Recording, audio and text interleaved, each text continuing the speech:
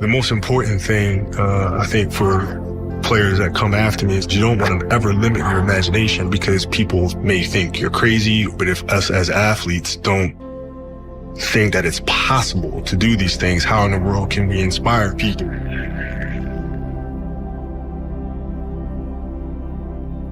Well, man, because I think the greatest fear that we face is ourselves, actually. I think it's not anything that's external or anything that's superficial. I think the greatest fear you face is yourself, because we all have dreams, and it's very scary sometimes to accept the dream that you have, and it's scarier still to say, okay, I want that. It's scary because you're afraid that if you put your heart and soul into it and you fail, then how are you going to feel about yourself? Kobe, you won the MVP, you led the team to the finals. How do you characterize this season? Well, the goal was to win a championship. It wasn't to win MVP or anything like that. It was to win a championship. So, from that aspect, we failed. If I'm going to go down, I'm going to go down my way. Right? So being fearless means putting yourself out there and going for it. No matter what, go for it. Not for anybody else, but for yourself. I take you to this scene. 20 seconds left to go. You're down by 1. You want the ball. You want to take the last shot. Absolutely. I'm not afraid to fail, and I just love it. It's just an adrenaline rush.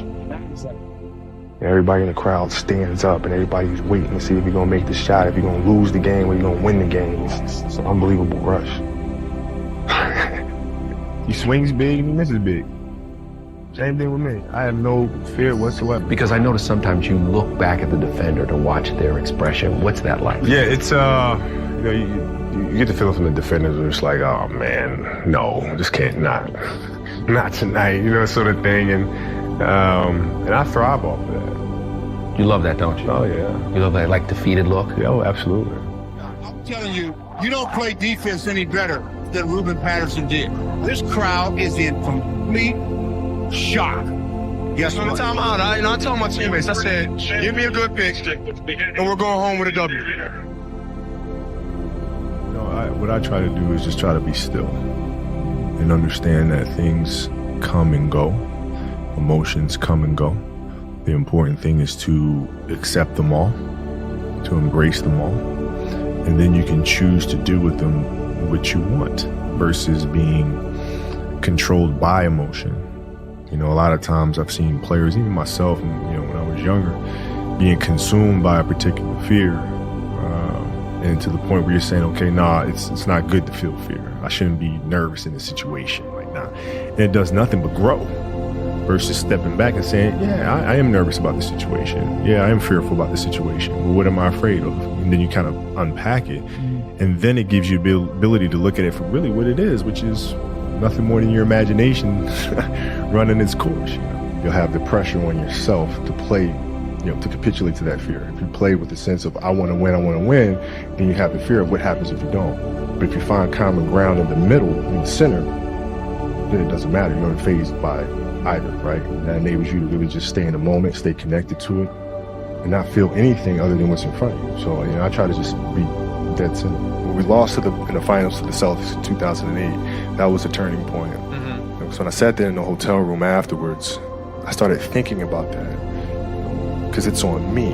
If I didn't feel like my teammates were aggressive enough, that falls on me. And I had to understand what their journey was. How are they feeling as people? What are they going through? For me, it is that ferocity or that anger, rage, and I can carry that with me. Now, how do I instill this to the rest of my guys, to the rest of my teammates? Using the darker emotions, the anger, or resentment, or frustration, and sadness, and using that as a weapon, using that as a form of offense. Some people are probably afraid to tap into that side of them, but it's such a powerful thing. Once they own it themselves, then the sky is the limit, because they're going to drive themselves and pull it from who they are and all of their life experiences and things that have motivated them. Matter of fact, get your hands off me. Don't touch me the rest of the scrimmage. Get your hands off me. I just start driving, needling, right, pushing. What are you still waiting for a big smile out of you? You're up 2-0. What's the story? Are you not happy, or you're only half happy, or Still to be happy about. you're up 2-0? Job's not finished. Job finished? I don't think so. Repeat back-to-back titles. The LA Lakers of 2010.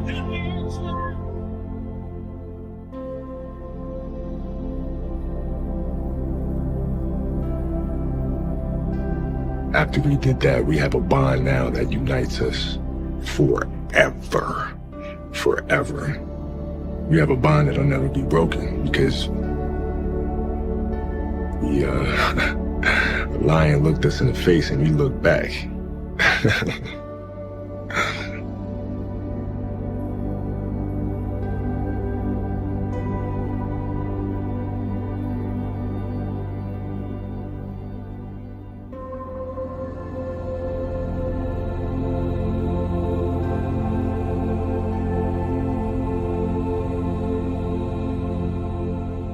I used to ask him, what's it like to guard Mike? Mike? You mean Black Jesus? I'm like, what the fuck? So the level of fear that he inspired in others was insane. And, the hype of going up against Mike was, okay, let's go. Show me. Like, I've been watching you play my whole life. Show me. Like, I want to see this. Everybody calling you Black Jesus and all this other crap. Like, you have to show me, man. And I would tell him, I said, when I face him, we're going to go at it. He says, oh, you don't want to do that. I'm like, what? Man, you don't know me, man. Michael's a great basketball player, but I'm Kobe Bryant. And I went out there and we went head up. And I think his respect and appreciation for me really grew that day because you saw on the biggest stage, I didn't shy away from that confrontation. I looked forward to that confrontation. And, when I was 18, my first year, he got the best of me a bunch of times. I was right there the next play. You're not intimidating me. I'm not going anywhere. And I think he saw that level of respect because I think he was the same way at 18 years old. And that common bond is what I think where our connection was built. Who beat you in one-on-one if it ever happened in practice? No. All right, you once said, if you see me in the fight with the bear, pray for the bear. Right. Is that still going to be true when you come back? Yeah, Bear's having a hard time. I'm beating the Bear pretty good right now. No matter who I'm probably playing you, but your ass. It's not really a thing, Like you think about game-winning shots or game-winning free throws, and people go to the free throw line and they're nervous about it. Well, what are you really nervous about? If you unpack that, okay, you're nervous that you're going to miss the shot. All right, so you miss the shot, then what happens? People are going to be embarrassed. You're going to be embarrassed because thousands of people, millions of people see you miss the shot. All right, and then what? People are going to talk bad about you. Okay, right? And so you're looking at it and you go, are those things even important? You know what I mean? If that is my fear, like what is, you worried about letting your teammates down? Okay, have you let them down before? Oh, I'm sure, in practice and things of that nature, right? They're still there, And so when you're able to unpack it, you kind of look at it for what it is, which is really nothing. How did you become one of those people who doesn't seem to be afraid of failing? It doesn't exist. It's not existent. What the hell does that mean? Seriously, what does failure mean? It doesn't exist. It's a figment of your imagination. Let's use happy endings, right? And then we can relate this to failure, why it's not existent. Like, everybody talks about, like, everybody wants a happy ending, right? Now let's go to the reality of it, right? Let's look at a fairy tale story. Let's look at Snow White. She gets a happy ending. She finds Prince, whatever, she goes on. She lives happily ever after. Well, I call bullshit on that because 2 months later, the fact is they had an argument and he's sleeping on the couch. Right? So the point is, the story continues. The story continues. So if you fail on Monday, the only way it's a failure on Monday is if you decide to not progress from that. Right? So to me, that's why failure is not existent. Because, if I fail today, okay, I'm going to learn something from that failure and I'm going to try again on Tuesday. And I fail, I'm going to try again on Wednesday. So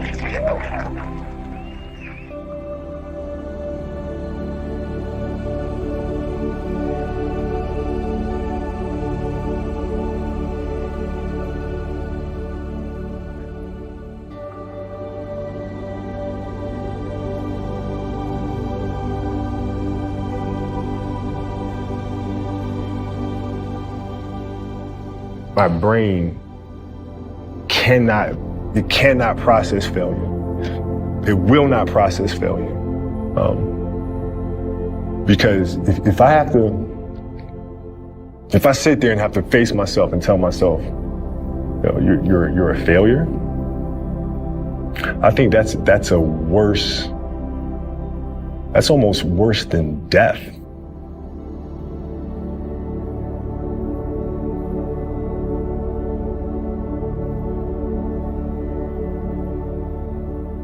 Bryant again going to work, falls down.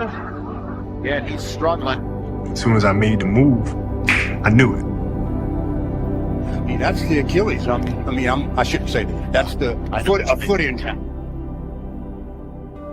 remember feeling the silence. I remember feeling the fear. 35 years old, 17, 18 years in the league. Like, this could be a wrap. And that's what the silence was. It was like, this could really be It was hard, man, because the Achilles injury is the worst injury for an athlete. It's like the worst. It's like the kiss of death. And when I ruptured my Achilles, I knew what happened. I knew the severity of the injury, and I didn't know if I was going to come back from it. Yeah, in the locker room, you were crying. Yeah, I mean, I didn't, like, this is it. Like, my career could be over right now.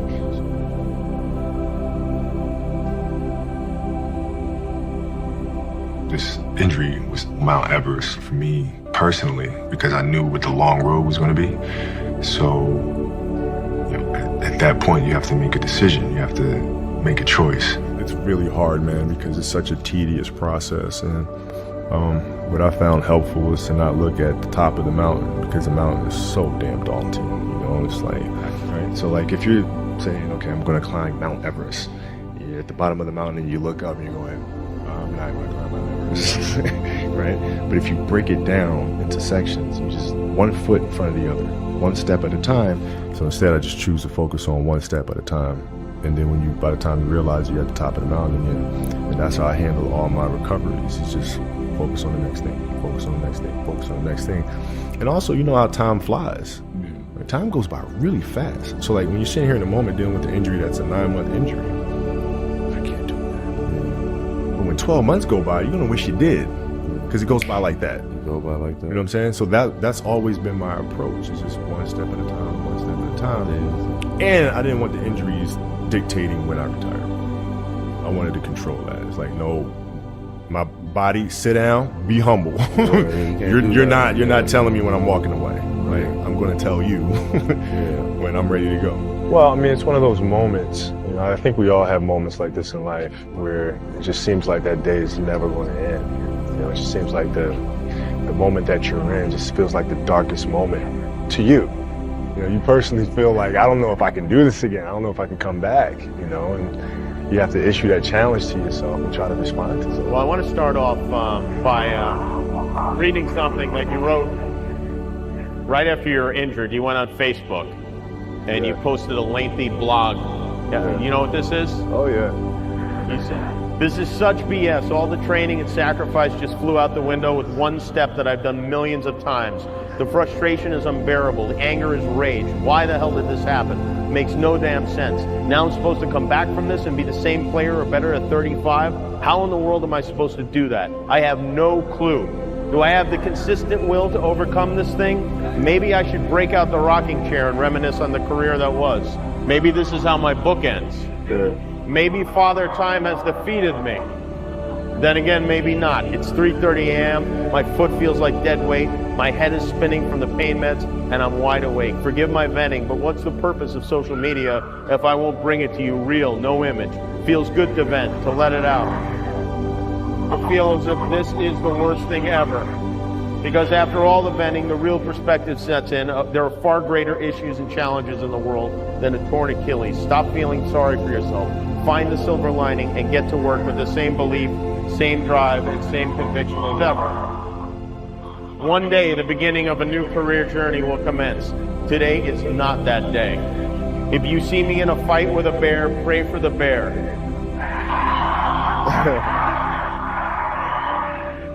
I've always loved that quote. That's Mamba mentality. We don't quit, we don't cower, we don't run, we endure and conquer.